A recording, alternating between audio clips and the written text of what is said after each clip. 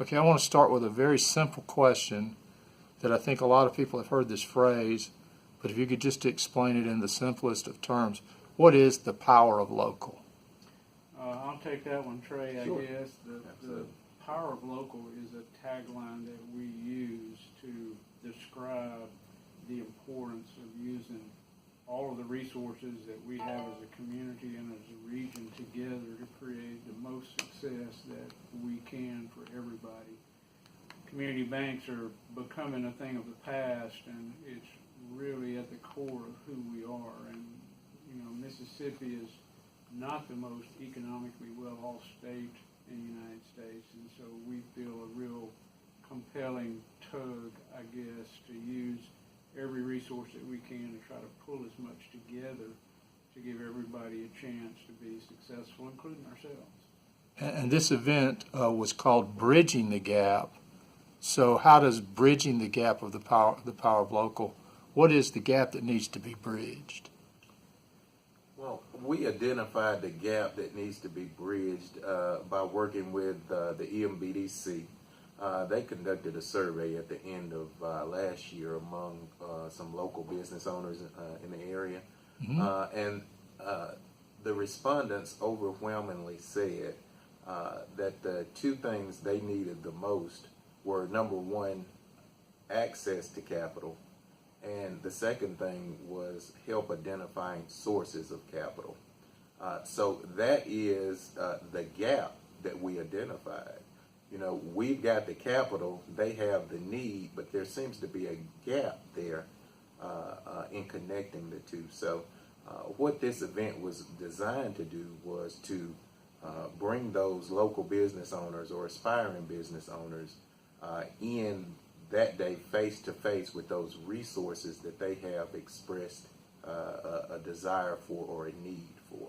Right. You know, I've been doing this for 40 years now, and I've seen multiple surveys of small business, and every single survey I've ever seen over my 4 decades of banking, it comes back with the same number one priority for small business, which is what Trey alluded to, the access to capital. Being able to get the money to start a business or to expand or even to maintain a small business. Well, that's a good lead into my next question, because in your speech you mentioned that in order to keep Citizens National Bank, sort of keep its independence, you wanted to raise a certain amount of capital. And I'm curious as to, do you think people are really aware of the importance of a balance between debt and capital today? Or do you think that, you know, we have places that advertise on TV, will give you $200, and that's just not the case. But how important is that, maintaining that constant awareness of debt versus capital? Well, I mean, it's the difference between survival or not being able to survive when you get right down to it. And what we find is small business owners and entrepreneurs, they don't want you to give them anything.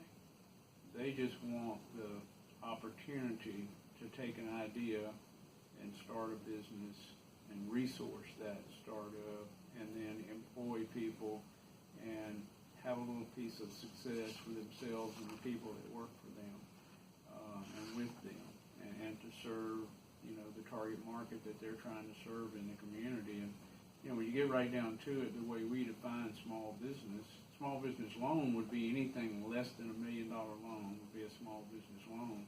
A small business would be any employer that employs 50 or less employees. So there's a lot of existing small businesses, and there's a lot of people walking around with ideas that might be successful, but they don't know where to start. And these resource partners right now are located all over Meridian in different places. Right.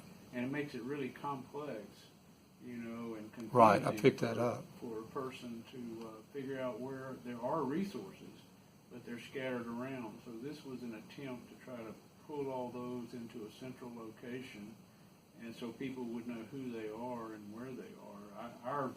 My dream would be that we could house all of them, or most of them, in one location, you know, in this be easier. Now, in your speech, I got the impression that small business, because of the number of people they employ, that's a really nice glue to have in your community to protect you from something devastating like a local large manufacturing shutting down. That helps to absorb some of the ups and downs of the economy. Would you agree with that, or how important is small business to Meridian? Well, the vast majority of business in Meridian are small businesses, so it's critical. It's critical from the standpoint of they provide the most jobs, probably, and it's also critical from the standpoint that it's a diverse, I guess, tax base, and it makes for a more diverse economy than being dependent upon one big local distributor or manufacturer or larger business. We'd love to have some of those projects here in East Central Mississippi, and EMBDC is constantly seeking those out, and we're going to be successful. I believe the EMBDC is doing all the right things to lay the foundation now that perhaps we weren't back, in prior years. And Citizens is going to be a key for sure. And small businesses have a tendency to grow into big businesses, Right. and become larger. Do you see that happening as well? Definitely the plan. Okay. And that's why they need capital. And whether they can or not depends on whether they can get the capital. And so a bank is here to provide that capital in the form of a loan. And then organizations like the SBA and the different loan funds like the East Mississippi Development Corporation, they're there to give leverage to those small businesses that might not can walk into a bank today and access that capital. But maybe together the bank and the loan fund and the SBA could put together a solution for a small business that might not be there otherwise. So don't think it's hopeless. Come and visit. Absolutely. Okay. Absolutely. I also noticed in the speech that you said Citizens Bank has become a CDFI, a community development financial institution. What menu does that add to your services? What does that add to the menu of what Citizens National Bank does? What is included in that new identification? Well, that's correct. The bank was certified as a community development financial institution in 2015. And since being certified, that has added a large array of services to what we do. One of the things, as a matter of fact, my job, in fact, was born out of us being certified as a CDFI.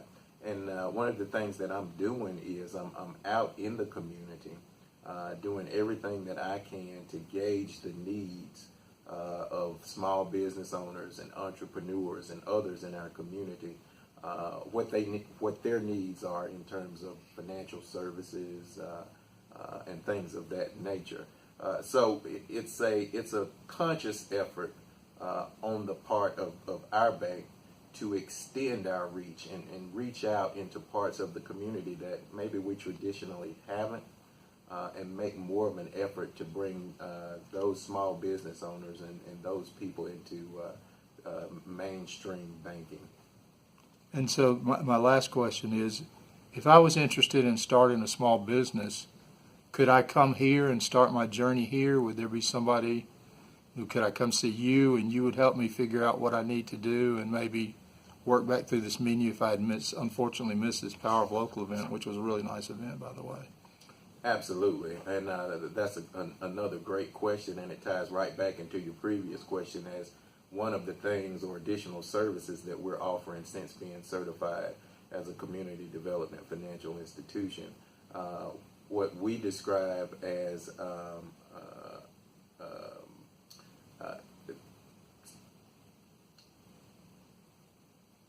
development services. Right. Is actually the word I'm looking for. Development services are those services that you describe. People can come into the bank, sit down one-on-one with me, the community development director, and I can connect them with the resources they need to go from writing their very first business plan to closing their loan, you know, and everything in between. And that kind of goes back to the power of local that we talked about at the beginning of this conversation. I mean, having a local community bank be able to offer those kinds of services, one-on-one financial counseling, bringing you face-to-face with national organizations like the SBA, state organizations like your Secretary of State's office. I mean, that says a lot about a community bank like us and the commitment that we have to serving our local small business owners and entrepreneurs. Excellent. Anything else that we need to know? Yeah, I'd like to elaborate just for a second on what a CDFI is. Okay, that'd be great. CDFI stands for Community Development Financial Institution. There's a multi-billion-dollar fund that's run by the United States Department of Treasury, and you have to be certified by the CDFI fund to access that fund. Basically, the certification process is that 60% of your footprint has to be underserved. That is, they have to have needs that are greater than other communities' needs. And so there are only about 125 of these CDFI banks in the United States. Trey told you we became certified in 2015. What that allows us to do is to write a grant to receive significant funds from that CDFI fund, which helps provide capital to us that then allows us to leverage that and provide these resources, whether it be money in the form of a loan, whether it be technical assistance, financial assistance, those types of services that we might not be in a position to provide without that additional capital. And so, you know, we're in the process right now. In fact, we just submitted what's called a financial assistance grant, with the focus of that grant being small business for this coming year, which was another reason why we wanted to do this event. We're trying to think of everything we can do to facilitate small business here in our region. One of the challenges that we will probably always face is that if you're thinking about opening your own small business, we know people are hesitant to walk into the bank. So we're constantly trying to think of what services and where we can make those services available in places like that event to bring people in that might not walk into the bank and say, hey, I'm here to take out a loan. Because that, you and I might not think so, but that's an intimidating I think it's experience for intimidating. some people. So that's the challenge, is how to get the capital that we can provide access through not only our own, but our different resource partners. How do we get that capital out to the right target market who might not just walk into the bank and ask for it? Right. So that event was probably a big first step in trying to figure that equation out. And we'll do that event again next year, and we'll do a lot of other things in between to try to help bridge that gap, quote unquote. I skipped one question. I'd like to get it in. Either both of y'all can answer this one. What do you think that Meridian as a whole, Meridian as a unified front, could do to foster more small business development? I mean, you guys are obviously doing your part. Are there any other areas you see where there could be some improvements or some changes, or is there things you'd like to see happen? I think, of course, the things that we're talking about are critical to success of having more small business. Right. The one thing probably that stands out to me more than anything else is having a central location where people can go either by appointment. You know, you could set up an office somewhere downtown. You could man that office with some of these resource partners for certain hours and let people make appointments to come in. But I think the most challenging thing is people want somebody to test their idea against. Like I said, they don't want a gift.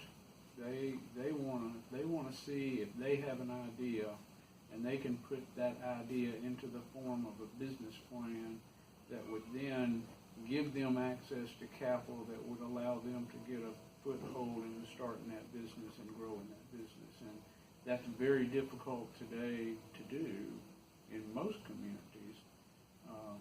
It's difficult to do here because those resources they're hard to find. They're scattered around.